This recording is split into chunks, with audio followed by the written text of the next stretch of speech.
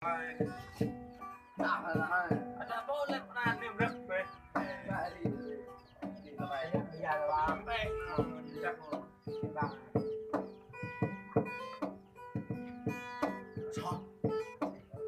Cái chết đâu? Rồi thôi. Karena dong karena juga dibung orang lek. Thôi yang phải thòng người được không? Tặng phải tăng kia rồi. Dibung luôn là.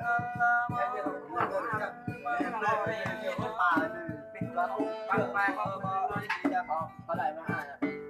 Mình nhà nó khó quá ăn nhiều rồi.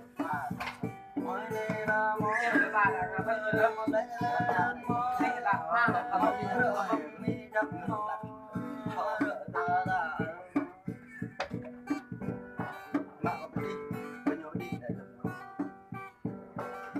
biết chân ơi nó lại một ta đi bấp mơ biết mơ mơ khăn tao luôn phải để cả không để ta đi coi là nhà khăn gió mơ lắng mơ để đang lấp với mơ gió là không có lệ lấp với mơ anh đến chào ạ năm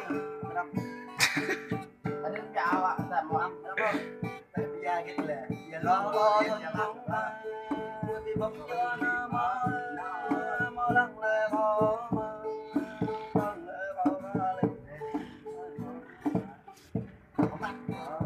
con bằng ngang là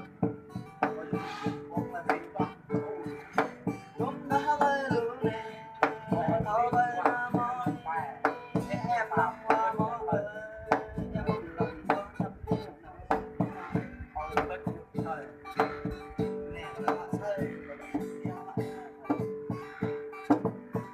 nào anh cứ đây ha có là ha làm được gì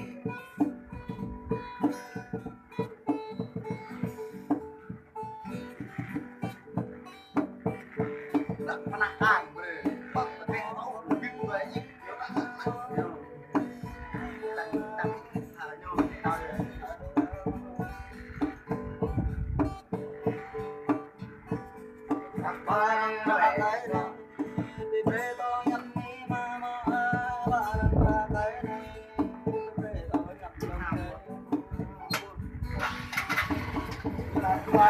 mẹ về gọi sao chung là chung bằng nhau đúng năm mó đó là mó đi chung về nào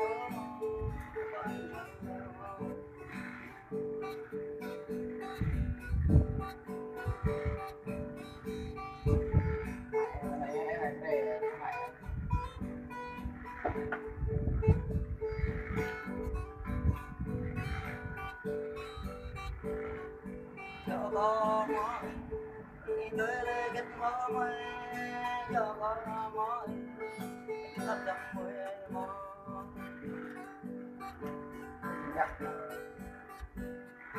quá nghe rồi hai quá đấy tâm lê đấy anh giờ là mó thế nào là chạm đâu